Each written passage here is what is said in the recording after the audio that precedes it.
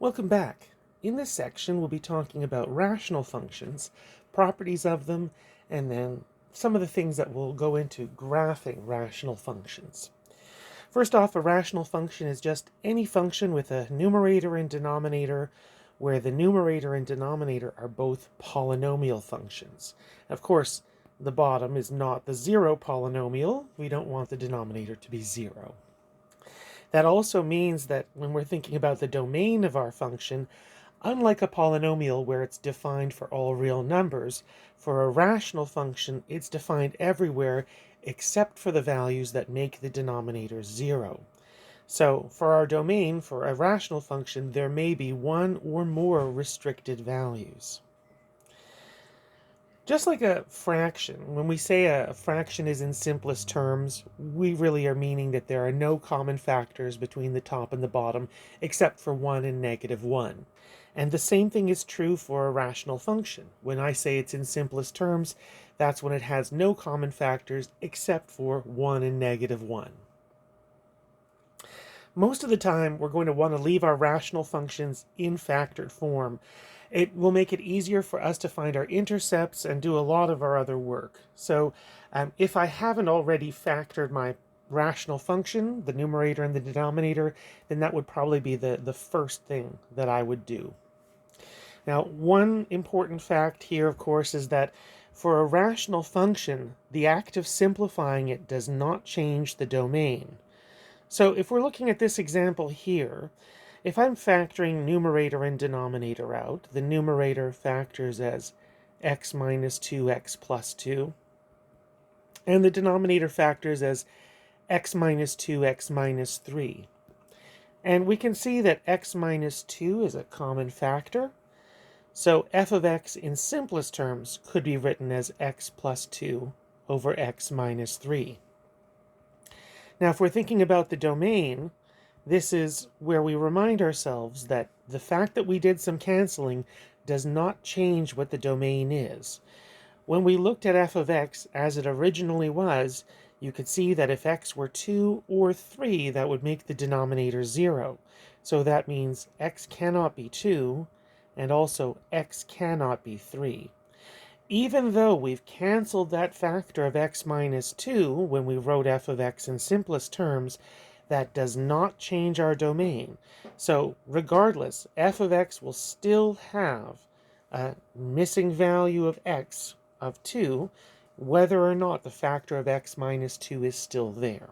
So here for this function f of x, in simplest terms, x plus 2 over x minus 3, and there are two excluded values, 2 and 3. Now, we're going to talk about one little extra addition to our list of graphs that we now know the basic shapes of. We had the earlier ones like x, x squared, x cubed, cube root of x, square root of x. We then added in the power functions, so we've got those. We now know how to graph those and can graph them with transformations. There's also the graph of 1 over x squared. Earlier we saw the reciprocal function 1 over x. And now we can add to the list of functions that we know the graph of 1 over x squared. Just to zoom in here for a bit, it's maybe not as easy to see just because of the colors being so faint, but there is a vertical asymptote in this graph. That would be the vertical asymptote x is equal to 0. And there's also a horizontal asymptote, which is the horizontal line y is equal to 0. So for the vertical asymptote, that's the vertical line that our graph is getting closer and closer to. As we get closer and closer to x being 0, the graph becomes very, very large. In this case, very large positive on both sides. For the horizontal asymptote, this is what's happening to our graph. What is the graph doing as we go to the very far right and very far left? The horizontal asymptote y equals 0.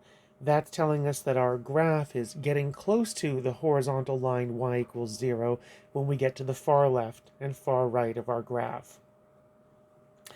So something to keep in mind here is that for any vertical asymptote that you have, the function will never cross it.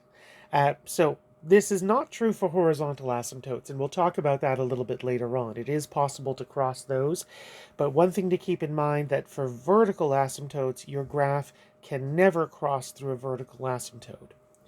Now, one thing that you'll note here is that I have, in addition to drawing in my horizontal and vertical asymptotes as dotted lines, I've also labeled them with their equations, and that's one of the expectations that I have, that for any points that we have, we'll plot them, and also any asymptotes that we have, we'll label them and plot them. So for this graph, there's really two things: vertical asymptotes, horizontal asymptotes, and then there's the 2 points, -1, 1, and 1, 1.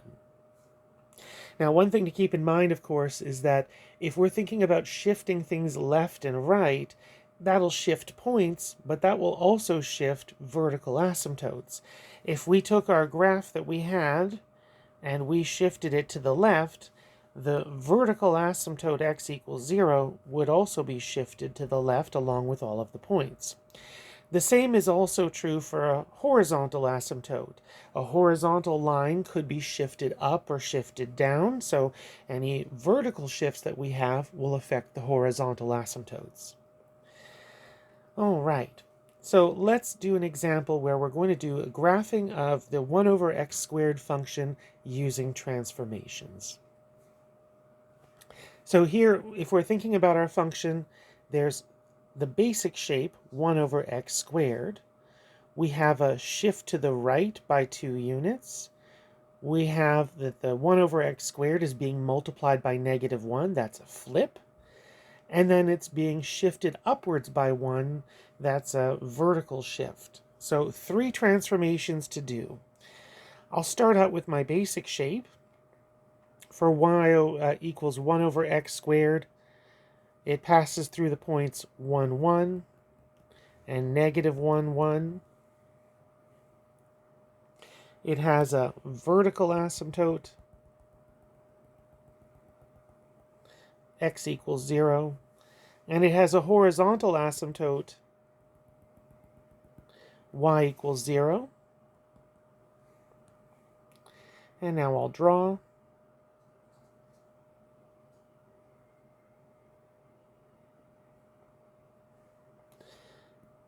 Make that look a little bit less of a straight line and more of a curve. There we go, that's better.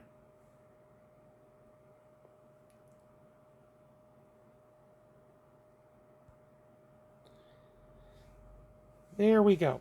One thing just to note here about my graph, in case you're wondering or in case you noticed, you might have noticed that when I drew in the horizontal asymptote, I didn't draw it in the middle. I only drew my dashed line on the far left and on the far right.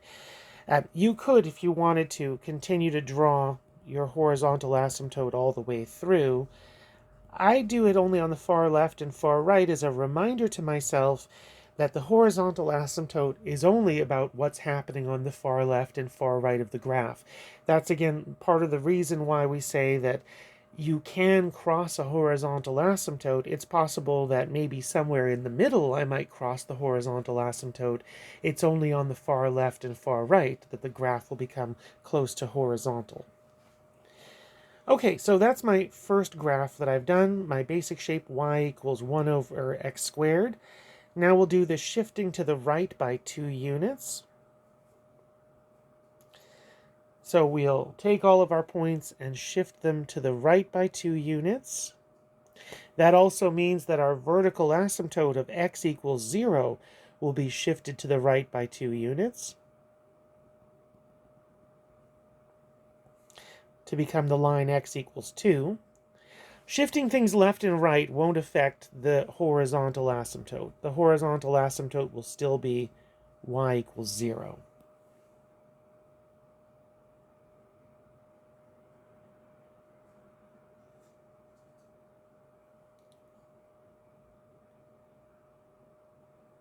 There we go. So this should be the line, or this should be the curve, y equals 1 over x minus 2 squared.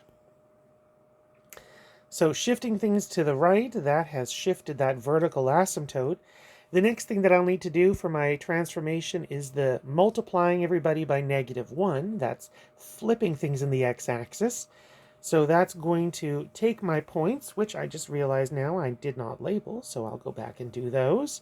3, 1, and 1, 1. There we go. Now that I've got those points plotted and labeled and the asymptotes plotted and labeled, I'm now going to flip my graph in the x-axis. So that means that the point 3, 1 becomes the point 3, negative 1, and the point 1, 1 becomes the point 1, negative 1. But the asymptotes will stay where they are. We have a vertical line. If you flip that in the x-axis, it will stay the same vertical line, x equals 2. And the horizontal asymptote, that also is going to stay right where it is. It'll still be the line y equals 0. So the only thing that's really changed here are the points on the graph that we've got plotted and the curve itself, now reflected in the x-axis.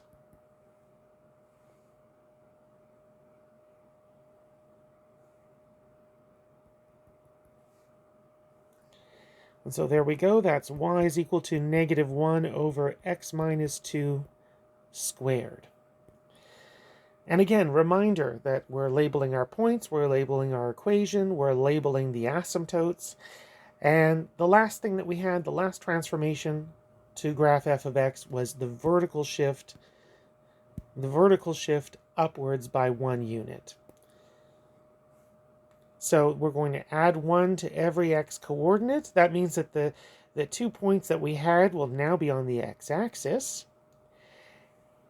The vertical asymptote, shifting that up, it's a vertical line. Moving a vertical line up is not going to move it. It's going to still be the same vertical line, x equals 2. But the horizontal asymptote, y equals 0, that will now be moved up by 1 unit, along with all of our points, to the line y equals 1. So that means that on the far right, on the far left, our graph will be tapering off to that horizontal line y equals 1.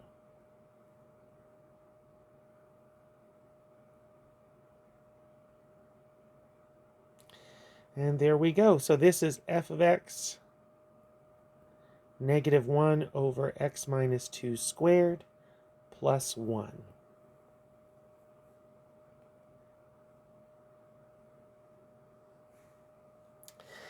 Okay, so some properties that we have for our graphs include vertical asymptotes and holes. And both of them have something to do with the denominator of a rational function. So if we have a factor in the denominator of our rational function, that could indicate that we've got a hole in our graph. So something like a curve with just a missing spot, just a single value that's missing. Or we could have a vertical asymptote. And it depends on whether or not that factor can be completely canceled out when we simplify our rational expression.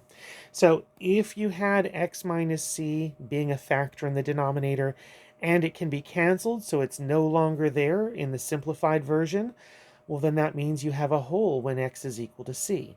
And you can find the y-coordinate by putting in the x value of c into that simplified version of your function. On the other hand, if x minus c, if that's still there in the denominator, then you have a vertical asymptote. And so that's our distinction.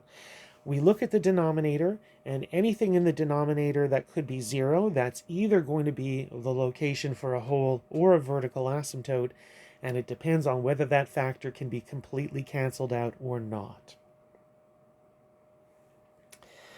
So for this example here, we have a function f of x. And if we're looking at the domain, we can see right away that there's 3 values of x that we couldn't have. X couldn't be 1 or 2 or 3, because those would all be values that would make the denominator 0. And so that means that we're going to either have a hole or a vertical asymptote at 1, 2, and 3. So now the next part is, which do we have? So looking here, we can simplify a few things out. X minus 2's can cancel. And I have an x minus 3 that can cancel with one of the x minus 3's in the denominator. So in simplest terms, we would have x in the numerator, x minus 1 times x minus 3 in the denominator. So as far as the vertical asymptotes go, we can see that x being 1 and x being 3 would be the locations of my vertical asymptotes. X minus 1 is still a factor in my denominator, so is x minus 3, so that means that for my vertical asymptotes, I have x could be 1 or 3, those would be locations for vertical asymptotes. For the wholes, we had that you can't have x being 2, because we had an x minus 2 in the denominator originally, but that x minus 2, I was able to cancel it and get rid of it. And it does not show up any longer in the denominator of my function. So that means that I don't have a vertical asymptote when x is 2. I have a whole when x is 2. And of course, if I want to know the y value, I can just put the y value, or find the y value by putting the x value of 2 into the simplified version of my function. So if I put in 2 for x,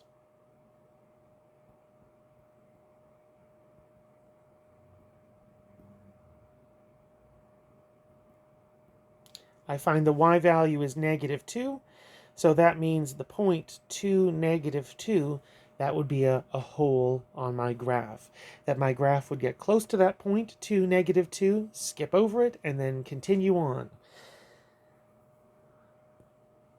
All right, let's do another example here. And this one, g of x, it's not already factored, but this is one that's easy enough for us to do some factoring. The numerator factors nicely x minus 3, x plus 3, and the denominator factors as x minus 3, x minus 4. And we can see that the x minus 3's would cancel, giving you, in simplest terms, just x plus 3 over x minus 4. Now, the domain for this function, that would be everybody except for 3 and 4. Those would be the two values of x that we couldn't have, because those would be the values of x that would have made our denominator 0 before we had done our simplification. And so even after we simplify, 3 and 4, those are still values that are restricted from our domain. You can see that in the denominator, there's still the x minus 4. So that means that x equals 4, that would be the equation of the vertical asymptote. The x minus 3, we were able to cancel that out. So that means you have a whole at x is equal to 3. And that the y value would be found by putting in 3 into the simplified version of our function.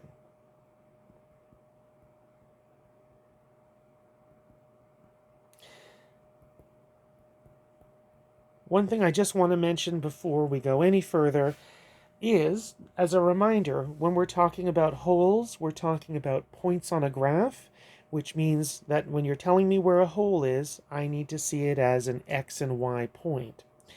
When you're talking about an asymptote, that's a line, and a line has to be described as an equation. And for a vertical line, the equation is x equals whatever the x coordinate is. So when I say that my vertical asymptote is x equals 4, I'm not talking about a point. I'm not talking about the point when x is 4. I'm talking about the vertical line x equals 4. So I'm giving my vertical asymptote as an equation, and I'm giving my whole as a point.